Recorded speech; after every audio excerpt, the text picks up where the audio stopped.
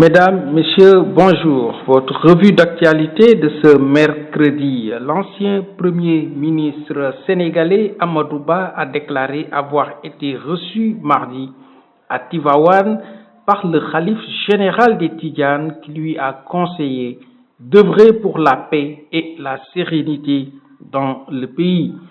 L'ancien chef du gouvernement a promis d'aborder prochainement les questions de politique intérieure, soulignant qu'il le fera après avoir fait le tour des chefs religieux et des leaders d'opinion conformément aux réalités du pays. Amadou Ba a précisé qu'il ne tisse aucune toile.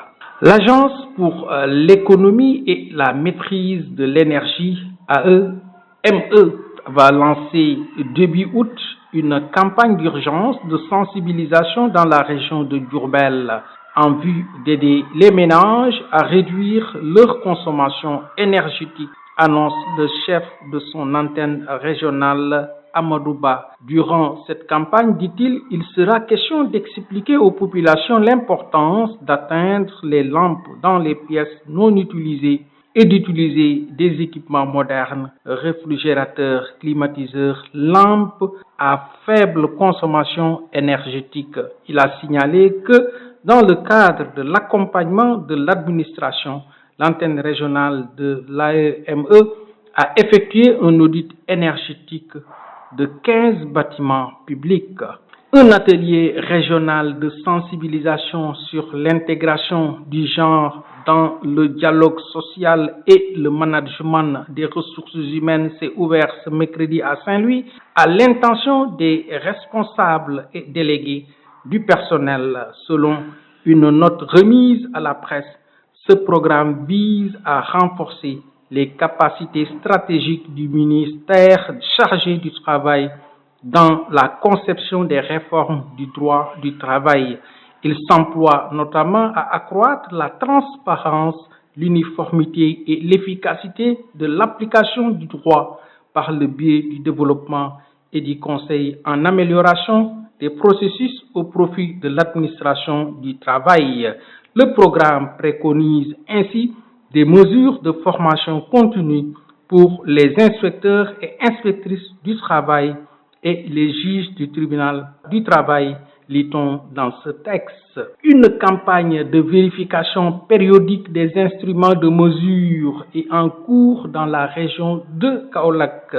Les marques réglementaires de vérification périodique sont constituées des vignettes vertes pour les instruments conformes, rouges pour les instruments non conformes et d'une lettre plus N plus pour les poids et masses étalons et certains instruments spéciaux, précise le texte. Le document indique par ailleurs qu'il est demandé aux détenteurs d'instruments de mesure soumis à la vérification périodique de les présenter en bon état de propreté au service régional de commerce de Kaolack.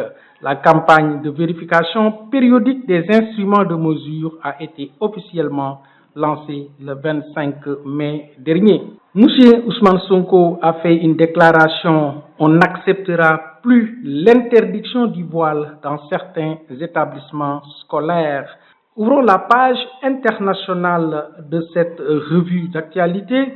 Ismaël Haniyeh, le chef politique du Hamas, un mouvement de la résistance palestinienne, a été assassiné à Téhéran, la capitale iranienne, ont rapporté mercredi plusieurs médias. Le dirigeant du Hamas, âgé de 61 ans, a péri à la suite d'une frappe aérienne contre son domicile. Son garde du corps a été également tué dans l'attaque attribuée à Israël. Ismaël Haniyeh avait assassiné mardi à la prestation de serment du nouveau président iranien Massoud Pezeshkian devant le Parlement de la République islamique. Terminons avec la page sportive. L'AS Monaco, un club de l'élite française, a procédé mardi sur ses réseaux sociaux à la présentation officielle de l'international sénégalais Lamine Camara. C'est bon, tout est fait, je suis monégasque, je suis ému et content de rejoindre ce club des grands hommes comme Ramadel Falcao, Colombie, Bernardo Silva, Portugal, Yannick Carrasco, Belgique, Kylian Mbappé, France. J'ai suivi quelques matchs de ce grand club, a réagi Lamine Camara juste après sa signature. Même nouveau joueur du club monégasque jusqu'en 2029. C'en est tout pour votre revue d'actualité que vous suivez sur votre chaîne préférée Référence TV qui vous donne l'actualité à temps réel.